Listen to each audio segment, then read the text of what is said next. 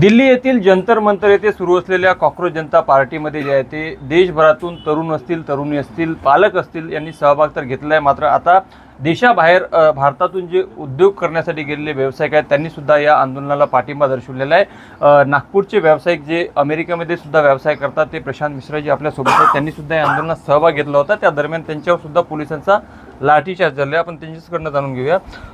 Sir, काय सांगणार, तुम्ही सुद्धा दिल्ली जंतर मंतर आंदोलनात सहभागी होण्यासाठी गेलेले होता, त्यावेळेस ज्या पद्धतीने विद्यार्थ्यांना मारहाण करण्यात आली, तरुणांना मारहाण करण्यात आली, तुमच्यावर सुद्धा पोलिसांचा लाठीचार्ज झालेला आहे, काय तो घटना प्रसंग होता त्या दरम्यानचा, काय सांगणार? मागच्या आठवड्यात गुरुवारपासून मी तिथंच आहे आणि तुम्ही बघितलं असेल की शनिवारी सकाळी सोनम वांगचुक सरांचं किडनॅप करण्यात आलं. अभिजित देपके तेव्हा लघवीसाठी बाहेर गेले होते, तर त्यावेळेस 10 ते 15 डॉक्टर जे पोलिसमन होते, नंतर आम्हाला कळलं, त्यांनी पडदे लावून लोकांना मारहाण करून, मी तिथं स्टेजवरच होतो आणि सोनम सरांना बांधून, पोटलीत बांधून त्यांनी स्ट्रेचर विना त्यांना हॉस्पिटलमध्ये नेऊन घेतलं. त्यानंतर तुम्ही बघितलंच मंडे संसद चलो जो आंदोलन होतं सर्व तरुणांचं, त्याच्यात काय काय झालं आहे तर पूर्ण इंडिया बघतच आहे आता सध्या. आणि CJPचा हा जो मोमेंट आहे, कॉक्रोच जनता पार्टीचा, हा काही पॉलिटिकल मोमेंट नाही आहे. याच्यात म्हणजे भारतातून जवळपास 8 ते 10 लाख मुलं तरुण तिथं उपस्थित आहेत. कुठं आपल्या दिल्लीला जंतर मंतर म्हणा किंवा पटेल नगर म्हणा, पालिका बाजार म्हणा, आणि पोलिसांचं सारखं मारहाण, त्रास देणं सारखं सुरू आहे. लाईट बंद करून टाकतात, तिथं बाथरूम नाही आहेत. याच्यात सर्व महत्त्वाची गोष्ट म्हणजे जे आपली मातृशक्ती आहे, जे आपली बहिणी आहेत, तिथं मला वाटते 20 to 30% आपल्याला, तुम्हाला जे तरुण आहेत, तरुणी आहेत, त्यांना बघायला तुम्हाला खूप म्हणजे आनंद होणार असं आहे. कारण की आपल्या स्वतःच्या हक्कासाठी कोणताही पॉलिटिकल सपोर्ट न घेता हे मुलांनी जे आपलं आंदोलन उचललं आहे त्याच्या सपोर्टसाठी तर मी जीव पण देऊ शकतो. सर, आपण एक आत्ता गंभीर आरोप केला की सोनम वांगचुक यांना किडनॅप केले, मात्र प्रशासनाकडनं सांगण्यात येते की त्यांची आरोग्य प्रकृती जी आहे ते खालावत होती, त्यामुळे त्या काळजीपोटी त्यांना तिथून फक्त हलवण्यात गेलेलं आहे. तुम्ही जर मला इंग्रजीत तिथं, त्यावेळी मी जागेवरच उपस्थित होतो, तिथं मी विचारलेलं आहे इंग्रजीत की show us the high court order, we will comply with the justice department if high court order is there. त्याच्यापेक्षा तुम्ही काय विचारू शकता तिथं?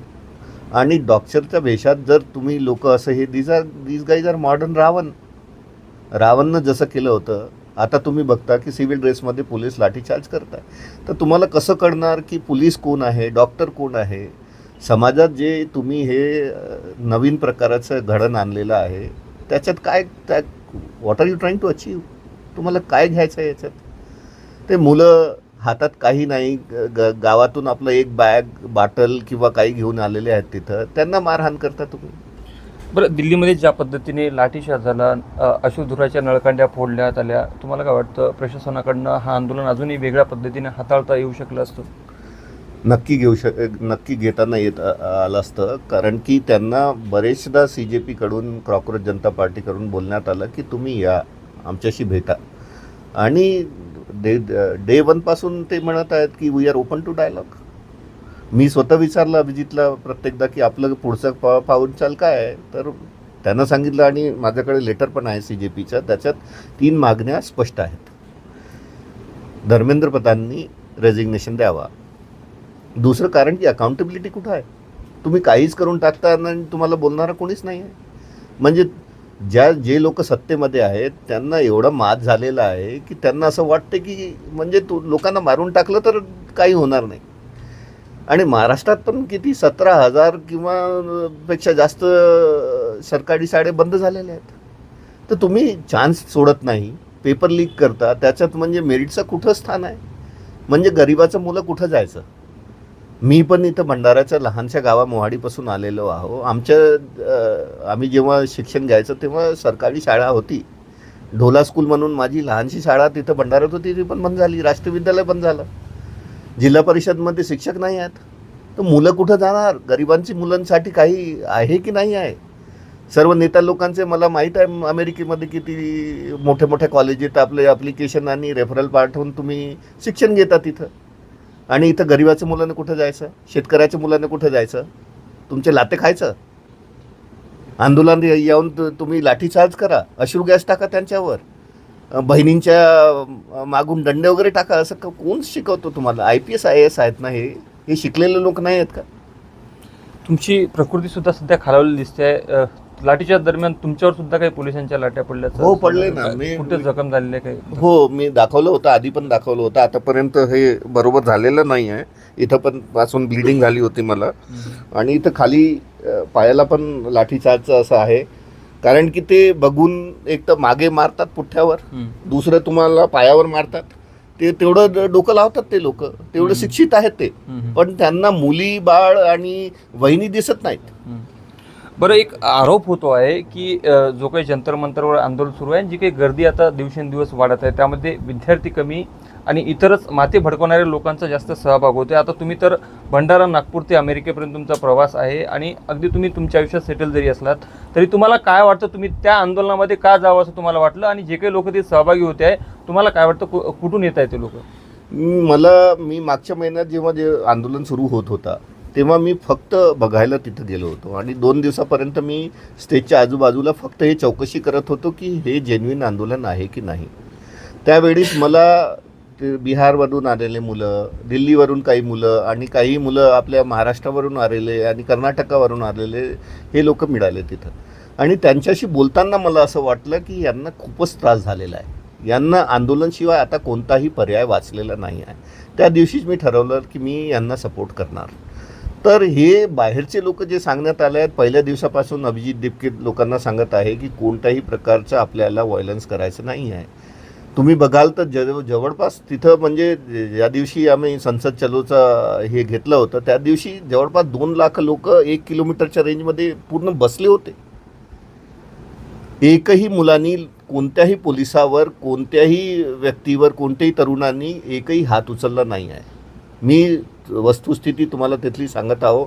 मी प्रत्यक्षात बघितलं आहे प्रत्येक गोष्टी. तर हे सर्व खोटारडेपणा आहे. तिथं मुलं आतापर्यंत असंच बसलेले आहेत, पाणी नाही, काही नाही, पण ते त्यांच्यामध्ये जे म्हणजे काय म्हणायचं, जे मोटिवेशन आहे आपल्या एज्युकेशन सिस्टमला वाचवायचा, तो म्हणजे डिफरंटच आहे.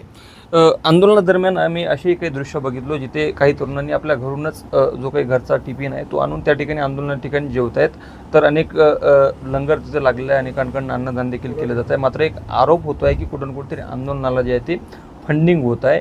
तुम्हाला काय वाटतं, जो काही आंदोलन होत आहे स्वाभाविकच आहे, इतका मोठा आंदोलन म्हणल्या उभारल्यावर त्याला पैसा लागतोच, तर तो निधी नेमका आंदोलनाला कुठून येतो? भारतातला पूर्ण पैसा तर भाजपाचे झेंडे लावण्यात, मंत्री विकत घेण्यात पूर्ण खर्च झालेले आहेत. तर आता तर बाहेरची फंडिंग लागणारच. बाहेरची फंडिंग कुठली आहे? जे शेतकऱ्यांचे मुलं आहेत ते आपलं डब्बा घेऊन त्याच्यात शेंगदाणे वगैरे किंवा अचार वगैरे घेऊन आलेले आहेत, ते बाहेरची फंडिंगचा पैसा आहे. पाकिस्तानवरून आलेला आहे ना पैसा, कारण की भारतात तर पैसा नाही आहे. शाळा बंद झाले आपल्याला मंत्री विकत घ्यायचे आहेत, खासदार विकत घ्यायचे आहेत, तुम्हाला पोस्टर लावायचे आहेत पूर्ण प्रत्येक ठिकाणी, तुम्हाला मीडिया विकत घ्यायचे आहेत. तर कसं जमणार? बाहेरची फंडिंगच लागणार ना. तर आमच्यासारखे लोक जे बाहेर आहेत त्यांना वाटते की त्याला आपल्या देशात काहीतरी व्हायला पाहिजे. तुम्ही पण मदत केली? हो, नक्की मदत केली. तुम्ही माझ्या अकाउंट पण काढू शकता, बघून घ्या, त्याच्यात मी खूप मदत केली. बरं, काय वाटतं, आता महिना उलटून गेला आंदोलनाला, सरकारने कुठेतरी जबाबदारी घ्यायला पाहिजे, जे काही मागण्या आहे त्या संदर्भात काय तोडगा काढायला हवं? तुम्हाला काय वाटते? तिथं JP नड्डा साहेबांनी बोलवलं होतं सौरभ दास आणि आशुतोषला. काय केलं? टाईम वेस्ट केलं ना. अभिजित काय म्हणतो? It's a time waste, pure time waste, and it was a tactic to avoid the Chalo Sansad movement. त्याच्याशिवाय काय नाही. आय डोंट थिंक त्यांचं काही मनस्थिती आहे. कारण की जर धर्मेंद्र प्रधानचं रेजिग्नेशन झालं तर उद्या लोक गडकरी साहेबांचं रेजिग्नेशन मागतील, MEAचं रेजिग्नेशन, जयशंकरचं रेजिग्नेशन मागतील, रेल्वे मंत्रीचं रेजिग्नेशन मागतील. म्हणजे कोण कोण रेजिग्नेशन देणार आहे याच्यात? एज्युकेशन मिनिस्टरचं तर झालंच, म्हणजे हेल्थ मिनिस्टरचं रेजिग्नेशन मागतील. आता तर सध्या मला तिथं दिल्लीत मी जे ऐकलं आहे तिथं लोक मानतात आहे की पोलिसने जी हे सर्व लोकांवर मारहाण केली आहे त्याचं तर home minister is responsible. Home minister must resign. बरं, शेवटचा प्रश्न, आता तुमची प्रकृती ठीक नाही, तुम्ही नागपुरात आलेला आहे, प्रकृती बरी झाल्यानंतर पुन्हा जंतर मंतर जाण्याचा विचार? नक्की जाणार आहे मी नागपुरातच. मी इथं जमलं तर मी आंदोलनावर बसणार आहे आणि इथून पुढं हे वाटचाल, CJPची वाटचाल, नॉन पॉलिटिकल मुवमेंटची वाटचाल पुढे घेण्यात मला काहीही त्रास नाही आहे. खूप खूप धन्यवाद सर लोकशाहीशी बोलल्याबद्दल.